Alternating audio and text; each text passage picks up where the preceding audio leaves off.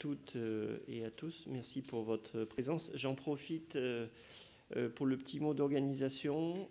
À l'issue de notre conférence, si vous avez des questions à poser, l'idée c'est que vous ayez sur les micros qui sont sur les côtés pour que vous puissiez être bien audible et faire partie, entre guillemets, de l'enregistrement pour les gens qui sont à distance. Voilà. Merci. Alors, l'idée aujourd'hui, c'est de parler en fait d'une analyse 360 de votre concurrence, de votre écosystème sur Twitter et Instagram. Vous allez voir pourquoi je vous parle de Twitter et Instagram. Parce qu'il y a des aspects, on va dire, techniques et juridiques.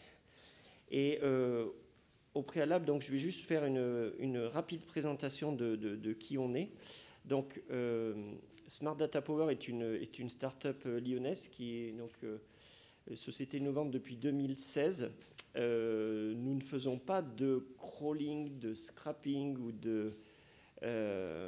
entre guillemets, d'utilisation, on va dire, plus ou moins sauvage de la data. C'est-à-dire qu'en gros, la data que l'on collecte, on la collecte uniquement via les API officielles des réseaux sociaux en achetant cette data.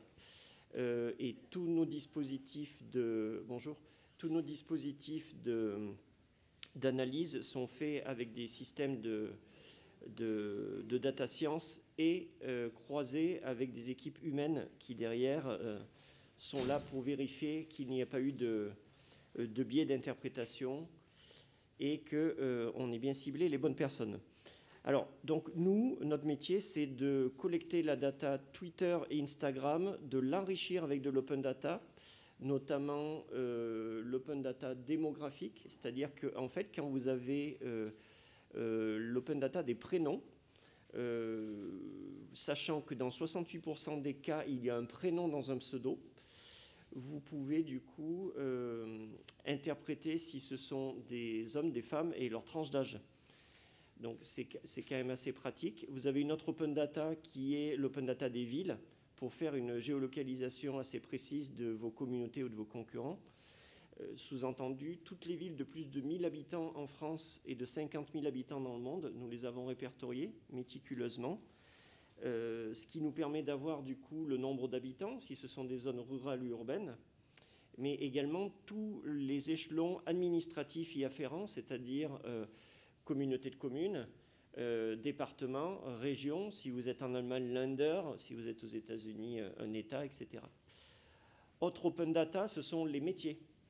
On a mis des années pour constituer une base de données de 100 000 variantes d'appellation métier.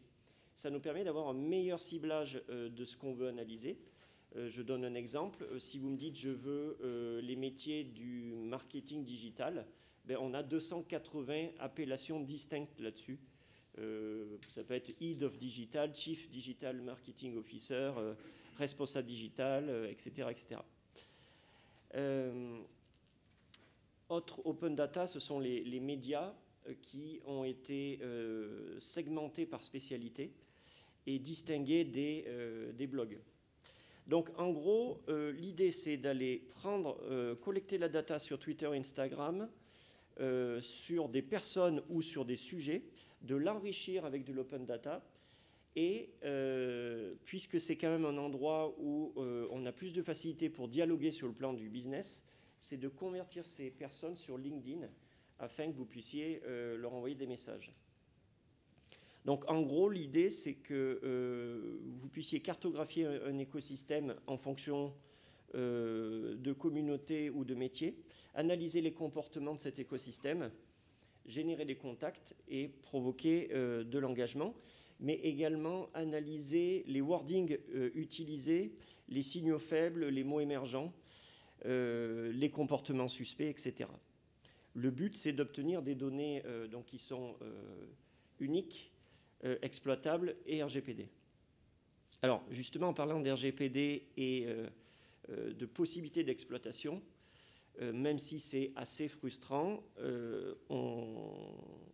depuis le scandale Cambridge Analytica, on est très très limité sur certaines API, voire on n'a quasiment aucune possibilité.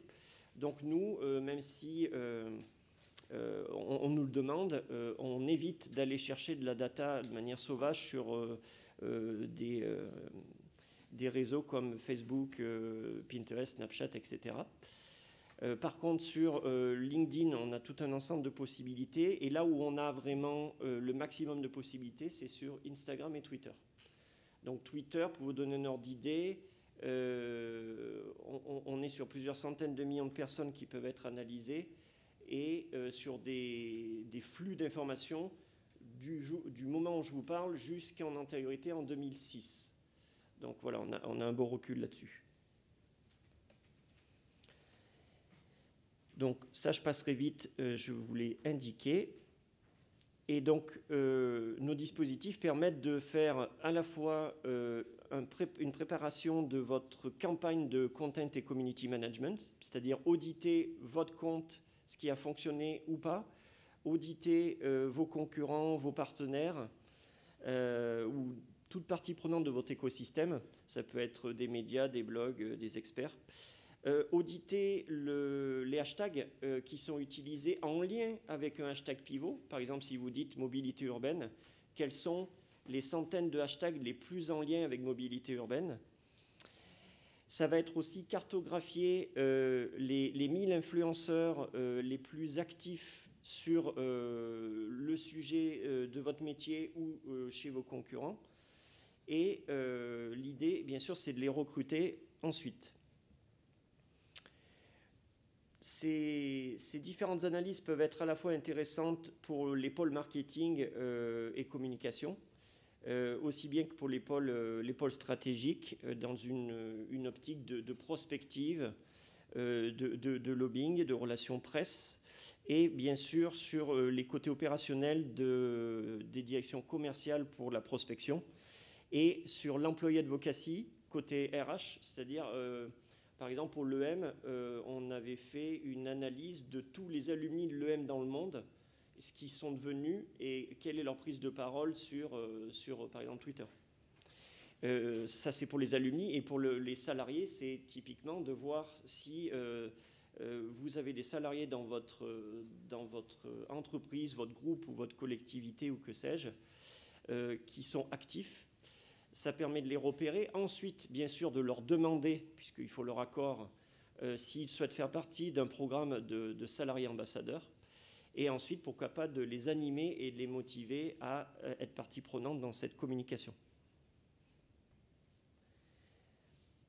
Et pour finir, donc du coup, nos clients, on a à la fois des clients en direct, donc qui sont... principalement des entreprises privées et des associations, mais on a aussi des startups qu'on n'a pas mis ici. Et on fonctionne surtout aussi beaucoup en marque blanche pour des agences de tout type. Agences de communication, agences de relations presse, agences de relations publiques, agences de développement commercial externalisé, etc. etc. Voilà, j'en ai terminé avec...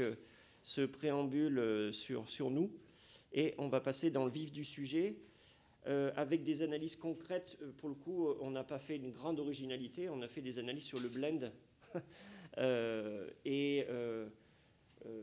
Comme vous pourrez l'imaginer, dans le cadre d'une conférence, on ne va pas se plonger dans les fichiers Excel et les bases de données, on va juste vous montrer la partie émergée de l'iceberg. Mais pour celles et ceux qui le souhaitent, on pourra vous faire parvenir les données exhaustives pour que vous puissiez mieux appréhender ce qu'on est capable de faire. Alors, le sujet, donc, c'est comment analyser la prise de parole de vos concurrents, mais vos concurrents, partenaires, peu importe, hein, et comment cartographier les gens qui les suivent sur Twitter, Instagram, puisqu'encore une fois, c'est là où on a le plus de possibilités légalement parlant. Alors, comment il faut faire? Selon nous, il y a déjà quand même une méthodologie de base. C'est essayer de lister les concurrents directs auxquels vous pensez et de regarder s'ils ont des comptes sur ces réseaux sociaux. Et puis, d'essayer de découvrir s'il n'y a pas de nouveaux entrants qui, finalement, en fait, interagissent sur les mêmes problématiques, les mêmes produits, les mêmes métiers que vous. Et vous allez parfois être surpris. Pour le coup, moi, ma formation au départ, c'est de la veille. Et puis j'ai travaillé 10 années dans une société de veille. Et je suis assez surpris de voir que finalement, à part au moment de la création de sa société ou au moment d'un re-engineering global de sa strate de com, on fait peu de veille finalement sur ce que font nos concurrents, les nouveaux entrants, les parties prenantes d'un écosystème. Et ça, c'est assez dommageable puisque ça nous fait passer à côté des fois de signaux faibles, de nouvelles tendances, de choses qui fonctionnent ou qui ne fonctionnent pas chez les confrères. Ça nous fait passer à côté de prospects qui sont en train de suivre vos confrères. Et de manière générale, maintenant, on a quand même énormément d'outils qui nous permettent de faire de la veille de manière gracieuse, efficace, ou en tout cas avec des budgets assez serrés. Donc ne vous en privez pas. Franchement, ça doit être un réflexe, si ce n'est une fois par mois, mais en tout cas régulièrement, de voir ce que deviennent vos concurrents. Donc, une fois qu'on a fait cette liste de concurrents directs ou indirects, l'idée, c'est de regarder d'abord comment leur profil est présenté. Ça paraît idiot, mais la biographie d'un compte Twitter ou d'un compte Instagram, c'est pareil pour tous les autres, hein, sur Facebook ou LinkedIn, etc. Comment ils ont mis en valeur leur société, leur bannière, comment elle est faite, est-ce qu'ils ont une baseline, quel wording surtout ils utilisent, est-ce qu'ils mettent à jour régulièrement ces wordings. Donc tout ça, ce sont des signaux intéressants.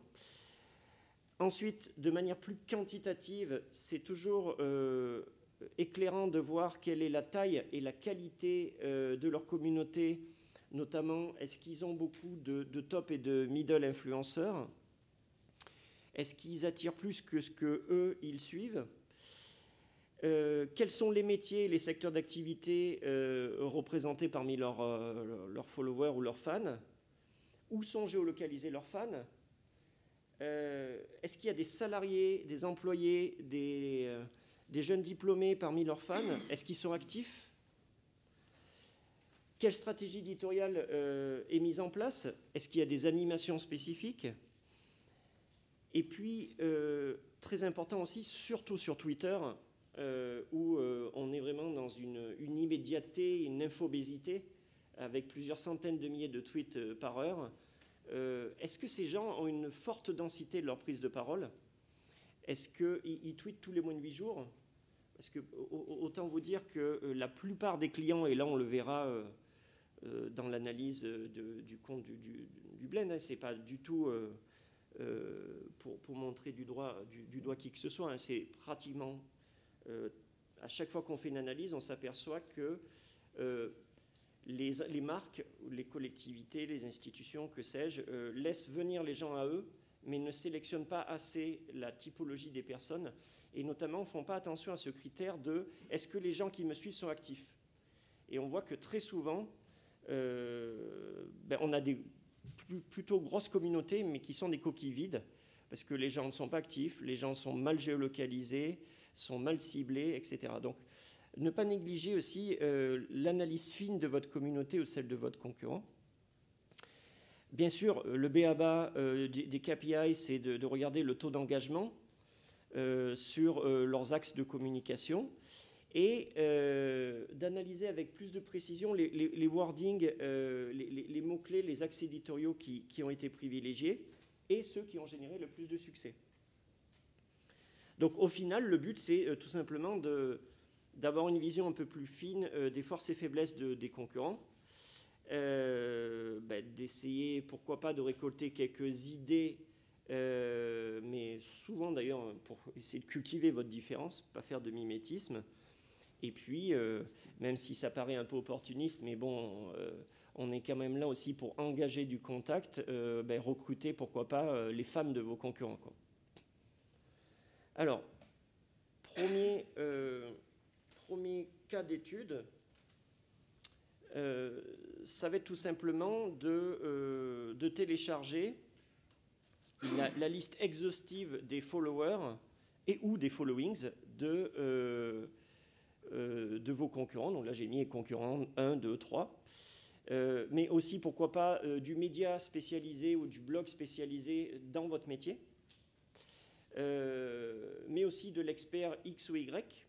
Alors vous allez me dire, mais comment trouver cet expert? Alors on pourra le voir un peu plus tard, c'est-à-dire que si à l'inverse, vous ne connaissez pas le nom des experts, mais que vous analysez de la donnée sur le mot-clé, je dis n'importe quoi, SEO, SEA, vous allez pouvoir classer les gens qui parlent de SEO, SEA par densité de prise de parole, succès de leur prise de parole, etc. Et par rapport à leur biographie, vous allez pouvoir vous faire une idée si ce sont des experts ou pas. Donc, l'idée, c'est de lister les 5, 10, 15, 20 comptes qui vont bien, de télécharger tous leurs followers, de les agréger, de les dédoublonner, et ensuite de vous fabriquer en fait un panel, ici par exemple, de followers dans le secteur de l'IT. Donc une partie du panel pourrait concerner les médias, les journalistes, les blogueurs, pour mener des relations presse, des campagnes de sensibilisation, de lobbying, lister des gens qui manifestement sont des prospects potentiels et qui ont eu des signaux faibles, c'est-à-dire qu'ils suivent vos concurrents, mais ensuite, en parallèle, ils ont récemment interagi sur tel ou tel mot-clé qui représente votre produit, etc.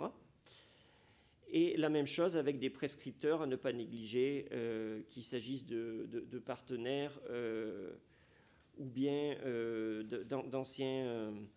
d'anciens stagiaires ou étudiants que vous aurez pu avoir. Alors, comment on va classer, nous, cette liste? On a beaucoup de critères, mais encore une fois, je suis obligé de faire une synthèse parce que je ne veux pas vous noyer sous nos critères d'information. Mais d'abord, on a créé un score d'influence. Un score d'influence qui est basé sur 5 gros critères, qui a été testé maintes et maintes fois pour s'assurer de sa véracité. Donc d'abord, le nombre de fans, donc la densité de la communauté, le ratio entre les gens que vous suivez et qui vous suivent, donc le ratio follower-followings, donc qui génère plus une idée de taux d'attraction. La récence d'utilisation du canal par la personne, est-ce qu'elle a tweeté 3 fois ou posté sur Insta 3 fois aujourd'hui, 1 fois par mois, ou elle n'a pas fait grand-chose depuis plusieurs mois. La moyenne aussi mensuelle de sa prise de parole est différenciée par sujet. Et puis également aussi la croissance de sa communauté par rapport au mois passé, à l'année passée. Est-ce que sa communauté a eu une forte croissance?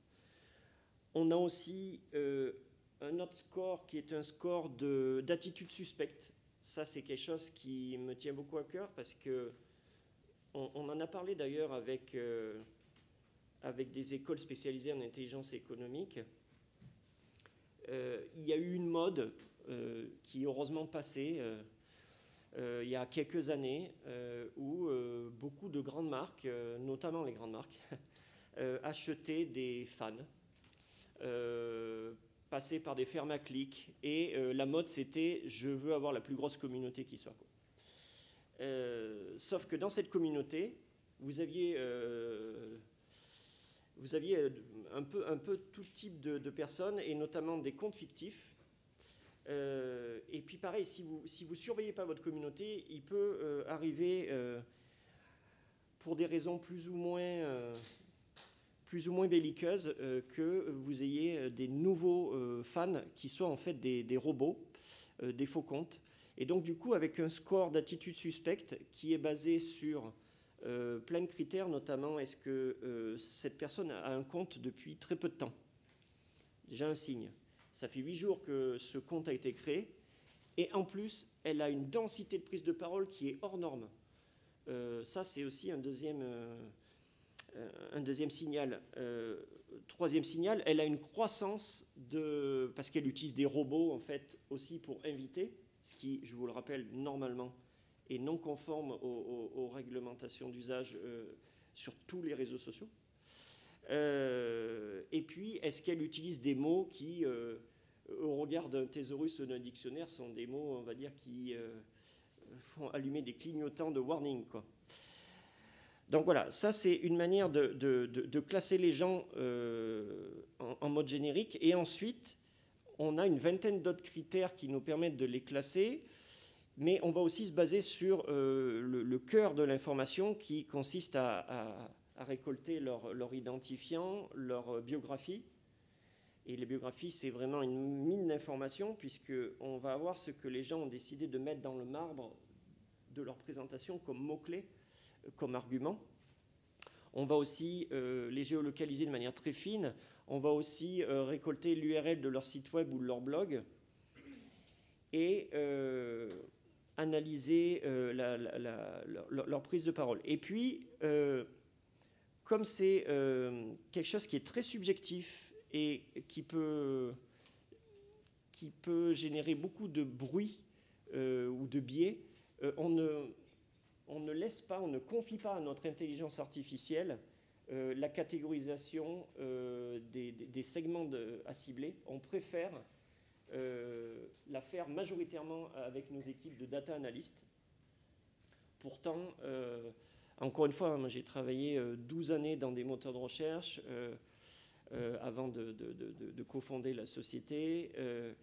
Il y a énormément de progrès sur l'IA, sur le NLP, sur le machine learning, le deep learning, tous ces termes, vous avez dû entendre parler ou pour certains, vous les côtoyez. Bien sûr qu'il y a une belle performance d'analyse en automatique, mais pour le faire systématiquement tous les jours, on n'imagine pas le nombre de biais qu'il peut avoir si jamais vous mettez dès le départ des mots-clés qui ne sont pas assez discriminants, si vous orientez insuffisamment les techniques de data science et d'IA. Donc c'est pour ça que nous, on revendique, c'est peut-être un peu rétrograde, je m'en excuse, hein. Enfin, je m'en excuse pas, on l'assume. Nous, on revendique ce qu'on appelle une intelligence non artificielle, c'est-à-dire qu'on veut que nos équipes, dès le brief avec le client, discutent, dialoguent, débattent avec lui sur les bons mots-clés à tester. On fait vraiment du test and learn avant de faire une analyse d'une communauté pour être sûr qu'on ne va pas générer ni du bruit ni du silence, quoi. Alors, la communauté du Blend, donc voilà, un événement incontournable dans l'écosystème de la région et d'ailleurs, une belle communauté qu'on a téléchargée donc, le 11 juin dernier. On a voulu faire deux analyses. La première, c'est l'analyse des points forts et points faibles du compte Twitter. Et la deuxième, c'est détecter et segmenter parmi les followers ceux qui sont les plus influents dans telle ou telle catégorie.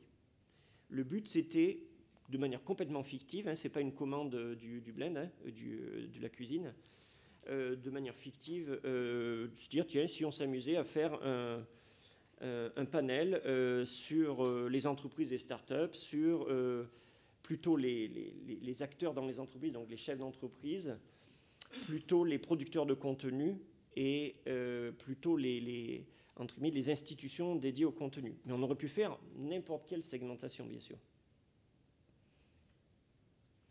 Alors, à chaque fois qu'on fait ce type d'analyse, on a deux livrables, même trois maintenant. On a un livrable qui prend cette forme-là. J'ai l'impression que c'est... Non, c'est bon, c'était une mauvaise impression, je croyais que c'était coupé. On a un livrable en PDF parce que c'est d'ailleurs assez frustrant dans nos métiers.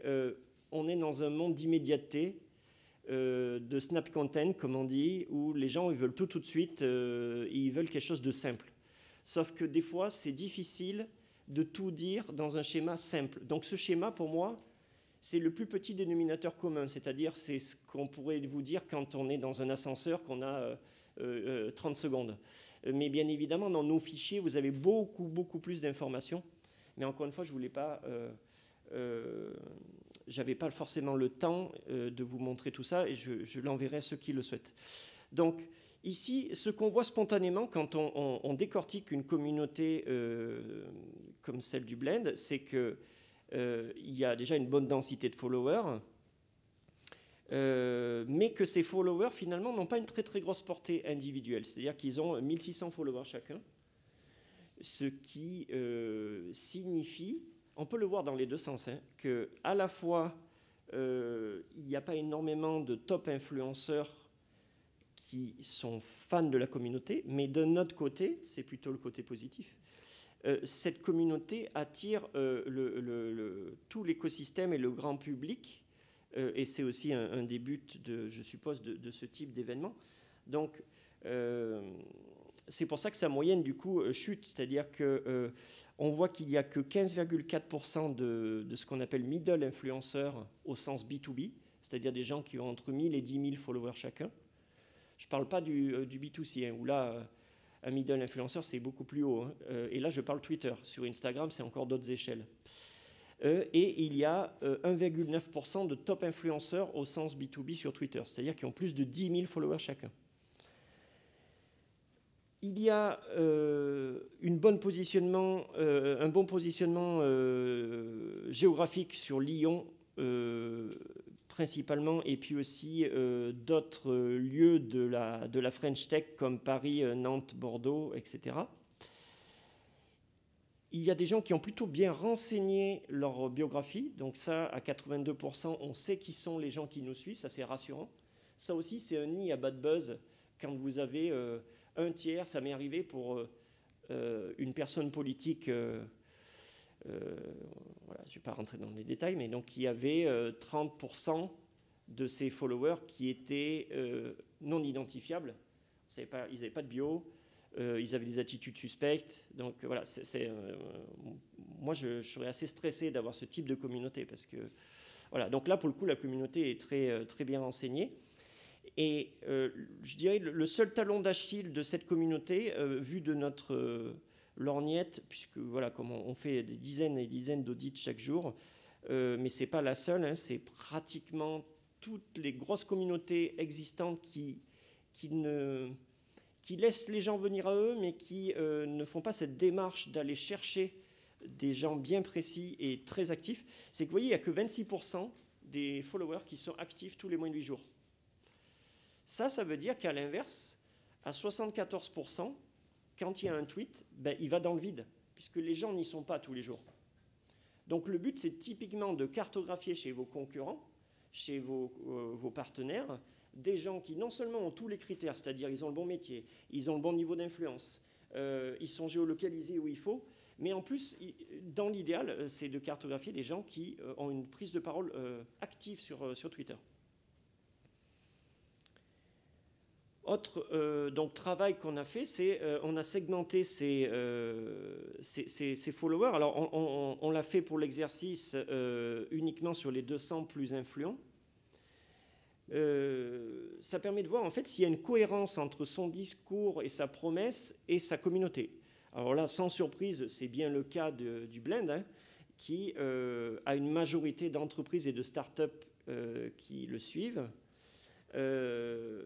Suivi aussi de chefs d'entreprise, entrepreneurs, en troisième position par des journalistes et blogueurs, et du coup en parallèle par des médias, et puis tout un ensemble de métiers liés au digital dans le marketing, le social media, un voie un petit peu plus haut sur tout ce qui est data et développement web. Et puis, vous avez aussi une partie de la communauté qui vont être des enseignants, des étudiants, des gens qui suivent des formations, des collectivités, des associations ONG et des fédérations, syndicats, associations, etc. Donc, une fois qu'on a fait cette segmentation, le but, c'est de se constituer un panel. Alors, là encore, j'insiste, hein, je suis obligé de faire de la synthèse, mais ici, les tweetos les plus influents, on a 20 critères d'analyse sur eux, mais pour que ça soit lisible, je vous ai mis ici uniquement le score d'influence et la segmentation. Et ici, ça a été fait typiquement en automatique. Et donc, qu'est-ce qu'on voit quand on est en automatique? J'ai fait exprès de vous l'indiquer. C'est que on voit qu'il n'y a pas forcément une utilité d'aller garder les gens ou les comptes qui ont un gros score d'influence, parce que, en fait, vous allez trouver des fois des logiciels, vous voyez, comme Buffer, qui est par ailleurs un bon logiciel, où vous allez trouver du SEMrush, etc., ou des fois vous pouvez trouver du Twitter ou de que sais-je. Donc ça, typiquement, c'est le genre de tableau qui, pour moi, n'a pas une grande utilité. Il faut absolument croiser le niveau d'influence avec une expertise métier ou avec un centre d'intérêt. Parce que là, en tant que tel, on se fait plaisir. On a des gens qui, soi-disant, sont influents, mais sont influents sur tout et n'importe quoi. Donc, je vous ai mis ce tableau exprès pour vous montrer que c'est un peu le piège. Après, pour les entreprises, vous avez ici un exemple où on voit le descriptif. Et pareil, ce qui pourrait être intéressant, c'est les segmenter par typologie d'entreprise. Est-ce que ce sont des logiciels en SaaS? Est-ce que ce sont des sociétés de services? Est-ce que ce sont des sociétés épiques? Est-ce que ce sont des lieux de rencontre de start-up, etc., etc. Ici, sur les chefs d'entreprise, entrepreneurs ou entre guillemets influenceurs sur l'entrepreneuriat ou le monde du digital, ce qui conviendrait de faire, si on faisait une analyse approfondie, encore une fois, là c'est vraiment une analyse de premier niveau, ça serait de les segmenter entre ceux qui sont plus experts, consultants, plus qu'entrepreneurs. Là, je pense à un Anthony Rochant, qui est un expert reconnu sur la place, mais qui, bien qu'il est CIO, vous voyez, comme quoi, là aussi, je trouve que c'est un bon exercice pour voir la différence entre une analyse automatique et une analyse humaine. Nous, en aucun cas, on ne livrerait ce type de fichier au final, parce que je suis désolé, c'est pas parce qu'Anthony Rochant a mis qu'il est CIO qu'il faut le mettre dans entrepreneur. Pour moi, Anthony Rochant est un expert, est un intervenant, est un consultant, est un speaker. Vous voyez ce que je veux dire? Donc, le mot CEO, oui, la machine a trouvé le mot CEO, elle a dit, hop, c'est entrepreneur. Bien sûr, il n'y a pas d'erreur sur le plan de la syntaxe. Un chef d'entreprise est un entrepreneur, mais rien ne vaut, à notre sens, le croisement avec et des dictionnaires, des thésaurus, et surtout une équipe de data analyst qui va sous-segmenter cela, quoi.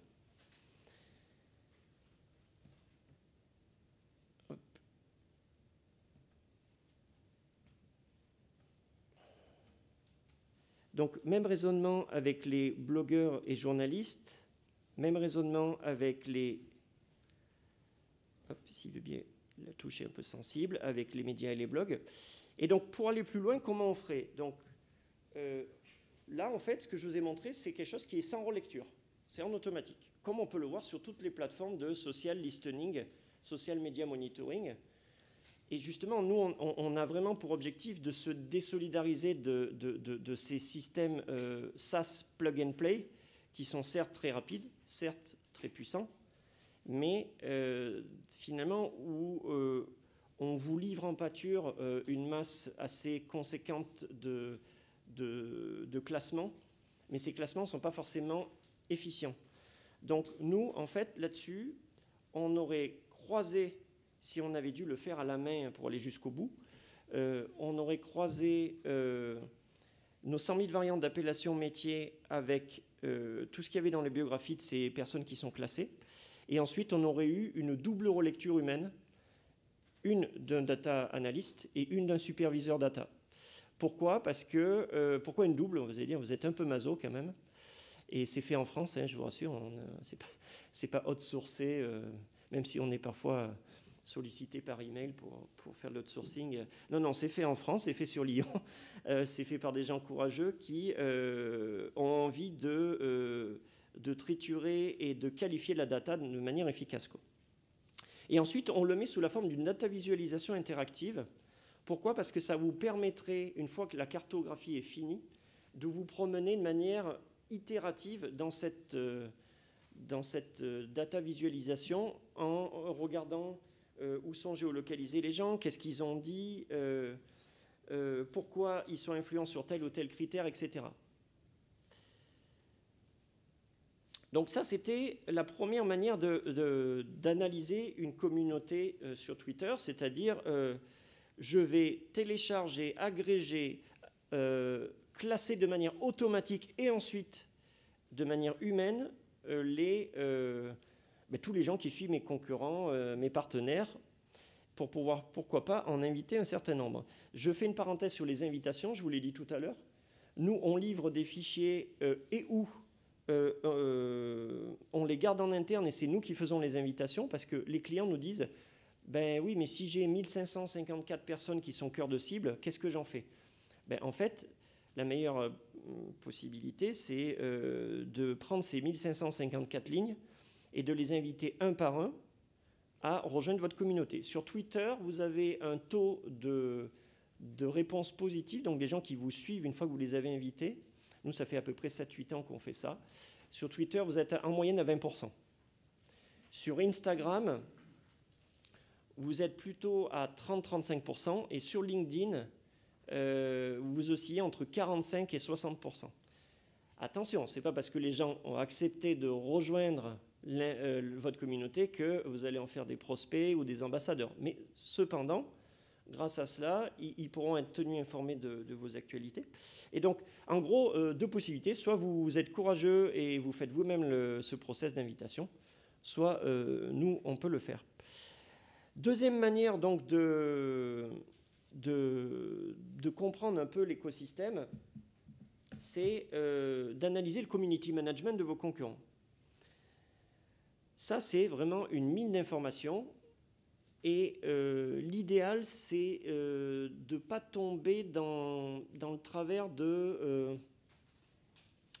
je ne sais pas, c'est par rapport à tel événement, je vais analyser mes concurrents juste pendant le même événement où j'assiste. Là où on a le plus de signaux faibles, c'est quand on compare des périodes. Par exemple, imaginons que vous ayez des concurrents qui aient un stand au Blend cette année et un stand au Blend il y a 2 ans ou il y a 3 ans.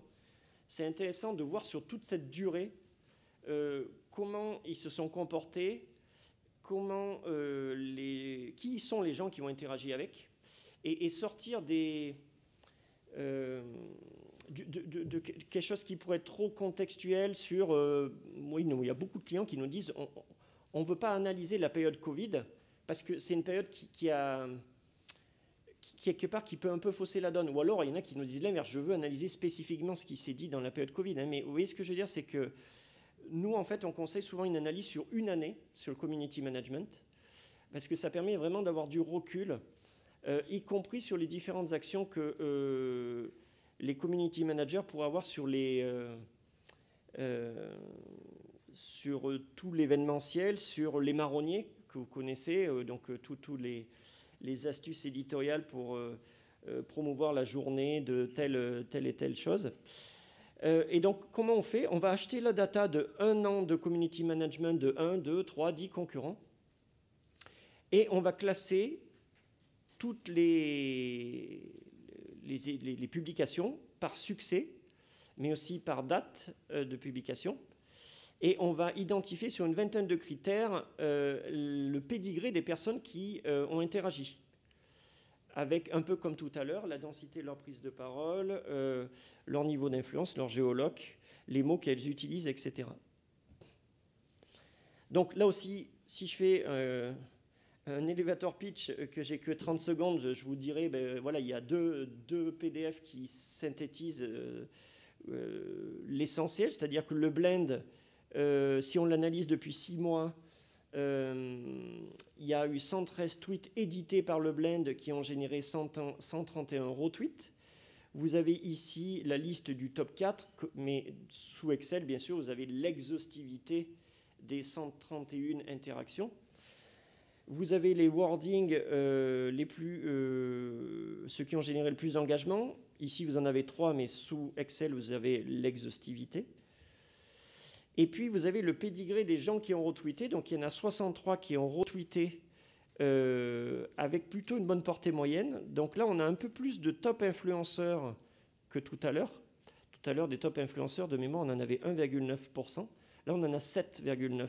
Ça veut dire quoi? Ça veut dire qu'il y a des gens qui ont retweeté le blend, mais qui ne suivent pas le compte du blend. Donc, ils ont retweeté l'événement, mais tous ces gens-là, si on s'amusait à faire un distinguo entre les deux fichiers Excel, on pourrait dire qu'il y en a quand même X dizaines ou centaines qu'on pourrait inviter à rejoindre la communauté parce qu'ils ont interagi avec l'événement, mais ils ne suivent pas la communauté. C'est un peu dommage. Et ici, on les a classés selon, pareil, un certain nombre de critères d'influence. La troisième manière d'analyser un concurrent, un partenaire, un écosystème, c'est non pas de regarder ce qu'il a fait dans son community management, non pas de regarder comment est sa communauté, mais de manière générale, qu'est-ce qu'on dit sur lui.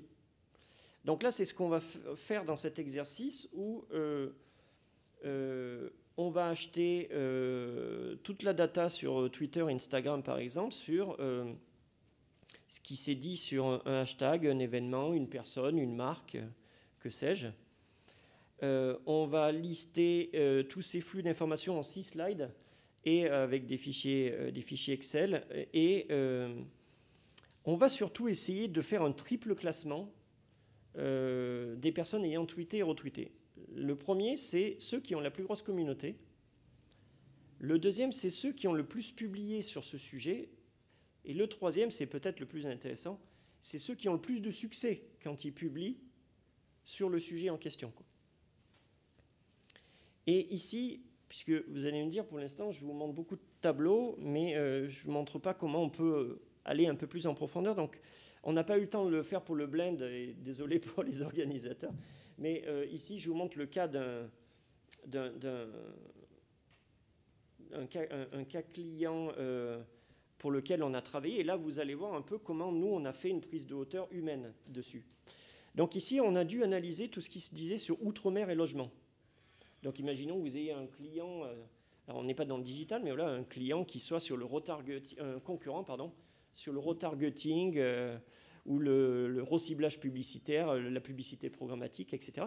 Donc vous nous dites retargeting, reciblage publicitaire, publicité programmatique, et bien nous, justement, vous voyez ici en bas qu'avec nos équipes de data analyst, de documentalistes, on a essayé de tester plein de mots-clés qu'on a croisés pour avoir le moins de bruit possible et le plus de résultats qualifiés possible. Il n'y a rien de mieux que de faire du test and learn là-dessus. Moi, ça m'arrive plein de fois, pourtant ça fait quand même 22 ans que je fais ce type de requête où je me dis « Waouh, ma requête, elle est super !» Je serais prête à l'envoyer au client, quoi. Je la teste et là, je me dis « Purée, il y a pratiquement 30% qui est pollué par tel mot-clé auquel je n'avais pas pensé, mais en fait, le client ne va pas être content parce que à cause de ces mots-clés, je vais galvauder ce thème qu'il cherchait à avoir sur le logement lié à l'outre-mer. Ou alors, je vais peut-être trop l'orienter. Ça peut être que du polémique.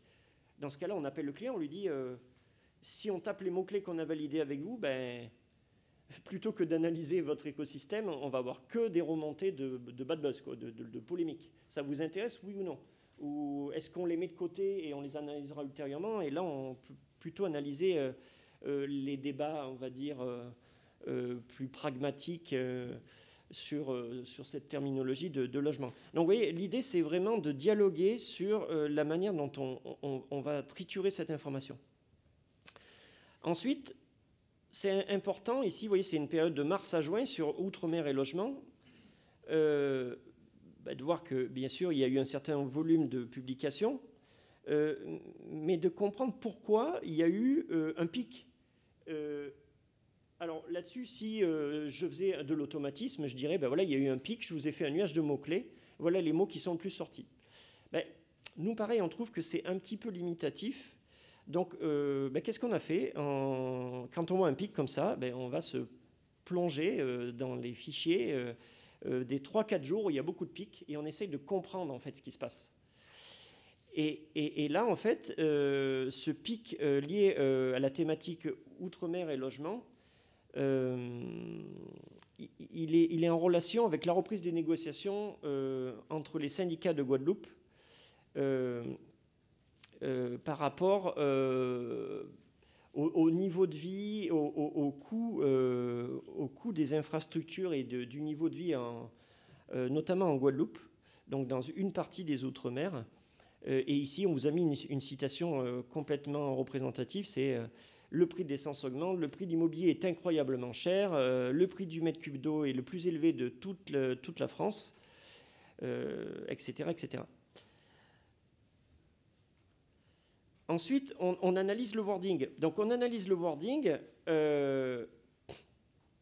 et on s'est aperçu que du coup, il y avait beaucoup de wording liés à l'immobilier, mais l'immobilier des infrastructures de défense. Donc, là-dessus, typiquement, dans ce cas d'école, on va pouvoir mettre de côté un fichier où on a déterminé qu'il y avait une sous-catégorie de la problématique qui était liée aux infrastructures militaires.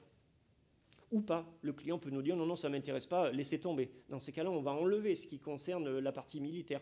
Parce que le client, on a fait ça pour une entité de Bouygues, je ne rentrerai pas dans les détails, mais voilà, où on a fait la prospective sur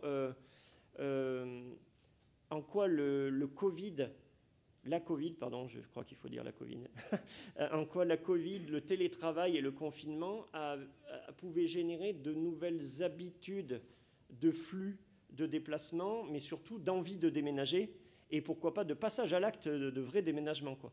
Donc, tout ça, ça se discute avec les clients. Mais en standard, donc, on va vous analyser un top 100 wording les plus liés à cette problématique d'outre-mer au logement, et on va vous les sous-segmenter, en fait.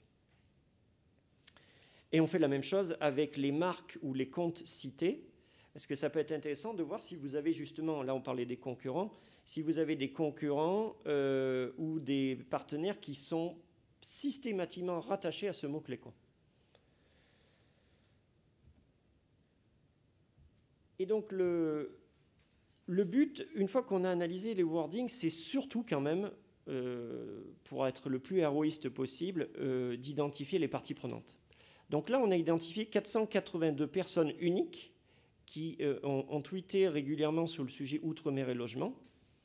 Et comme je vous l'ai dit tout à l'heure, l'idée, c'est de constituer un panel à la fois sur les gens qu'on pourrait appeler les experts. Donc c'est vraiment des gens qui ont une grosse densité de prise de parole sur le logement. Mais surtout, peut-être plus important, de classifier les passionnés. Les passionnés, entre guillemets, qui ont une parole qui a du poids. C'est-à-dire que quand ils parlent, ils ont beaucoup de personnes qui les retweetent, quoi. Ça pourrait donc, si on était sous forme d'un schéma, ressembler à ça. Donc, il y a d'abord les plus influents, et on pourrait évacuer d'ailleurs les médias et les people, puisque là aussi, vous voyez, c'est ça qui m'agace un petit peu dans les analyses tout automatiques, c'est que quand on vous fait un classement des top influents, en fait, vous allez avoir un boulga de tous les gens qui sont influents, mais vous aurez des people, vous aurez des médias, bien évidemment que les médias ont une grosse prise de parole et qu'elles sont très relayées. Donc peut-être qu'il ne faut ne pas hésiter à se dire qui c'est que je veux détecter parmi les influents, quoi. Ici, donc, vous avez les passionnés et les experts. Et ensuite, la prise de parole continue, la prise de hauteur, continue avec une segmentation thématique de qu'est-ce qu'ils ont voulu dire, ces gens qui ont pris la parole. Et là, en général, nous, ce qu'on fait, c'est du mind mapping. Donc, de la carte mentale ou heuristique, vous l'appelez comme vous voulez.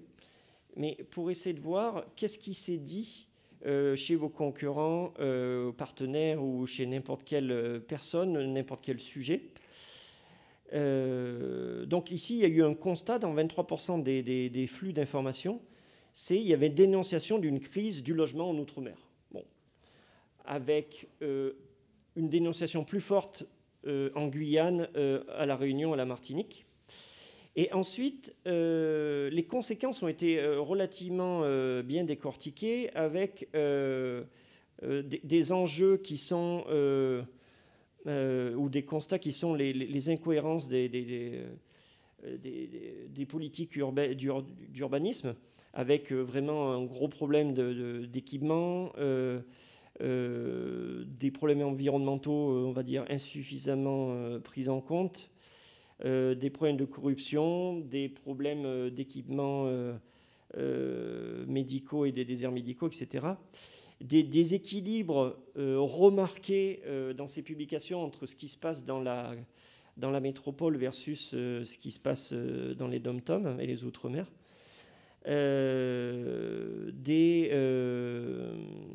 Des logements sociaux qui nécessiteraient d'être plus pris en considération, etc., etc. Et des réponses apportées par, des fois, les institutionnels, ça pourrait être pareil pour vos concurrents, du style, oui, mais nous, on a construit et rénové beaucoup de logements. Pour nous, la salubrité, les logements étudiants sont très, très importants.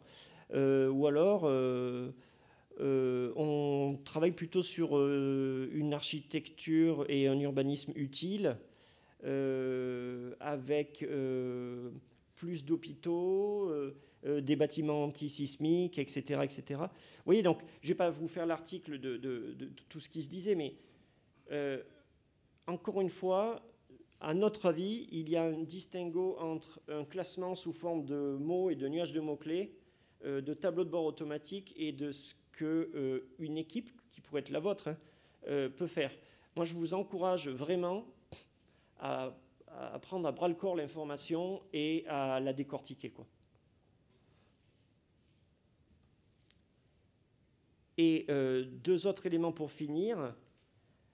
Ici, justement, une fois qu'on a sous-segmenté par thème, manuellement, d'abord automatiquement et ensuite manuellement, on vous classe les wordings dans ces thèmes pour que vous puissiez vous faire une idée plus précise de qu'est-ce que les gens ont voulu dire.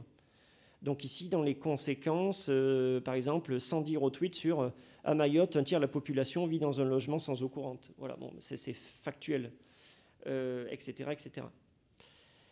Et pour finir, il nous paraît toujours intéressant de croiser une information qu'on peut trouver sur Twitter, Instagram ou autre avec de l'open data, parce que ça permet de vraiment mettre en exergue une problématique. Ici, je vous parlerai d'une open data typique dans le digital, mais là, ici, en l'occurrence, c'est est-ce que quand les gens disent qu'il y a une défaillance des logements sociaux en Outre-mer, est-ce que c'est juste une idée préconçue, un fantasme, ou est-ce que c'est vrai? Que nous disent les open data? Donc, en allant récolter de l'open data, on va pouvoir comparer entre ce qui apparaît dans les flux d'information et ce qui, a priori, est réel. Et ça nous permet de mieux comprendre. Et donc, typiquement, on a fait une analyse, nous on travaille pas mal avec la France, mais surtout aussi pas mal à l'international. Et là, on était à Abidjan là, pendant une semaine, puisqu'il y avait le forum sur la cybersécurité le plus important en Afrique. Et typiquement, on a analysé plein de choses avec l'open data. Ça nous a permis de beaucoup mieux comprendre et qu'est-ce qui se tramait autour de la cybersécurité, et ça a beaucoup intéressé des sociétés de cybersécurité. Typiquement, dans ces open data, il y avait la corrélation entre les menaces cyber et la densité d'utilisation d'Internet en fonction des pays africains. Est-ce qu'il y en a qui sont près des câbles intercontinentaux où arrive l'Internet? Est-ce qu'il y a beaucoup, dans certains pays, où il y a des menaces cyber, aussi des menaces, entre guillemets, traditionnelles, du style risque terroriste, etc. Est-ce qu'il y a beaucoup d'écoles qui enseignent la cybersécurité dans ces pays, etc., etc. Oui, en fait, c'est passionnant parce que c'est presque sans fin. Mais voilà, l'idée, c'est d'essayer d'avoir une vision assez globale d'un écosystème et par les datas fournies par les réseaux sociaux, mais aussi par les datas tierces externes. Et pourquoi pas d'ailleurs les croiser aussi avec vos données internes au sein de votre entreprise. Pour le coup, ça pourrait être que bénéfique. Voilà, j'en ai terminé. Alors, encore une fois, l'exercice était... j'ai été obligé de faire une synthèse. Donc, ceux qui veulent avoir les datas exhaustives pourront demander à Charlotte pour vous les envoyer. Ça vous permettra de mieux appréhender. Est-ce que vous avez des questions pour finir ? Oui, je vous laisse venir au micro du coup. C'est juste une précision. En fait, ça, c'est les deux dernières phrases. C'est ce que pensent les gens ou vous avez confirmé ça sur de l'open data? Ça, ce sont de l'open data de la Cour des comptes et de la Banque des territoires. Ok. Voilà, c'était pour justement voir si ce qu'en pensaient les gens était, était entre guillemets un ressenti ou une réalité, quoi.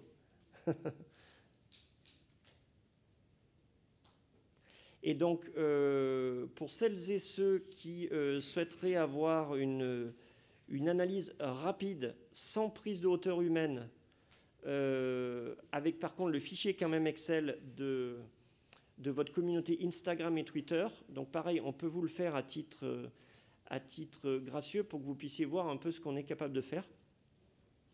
Donc même raisonnement, vous pourrez demander à Charlotte. Voilà. Merci à vous en tout cas.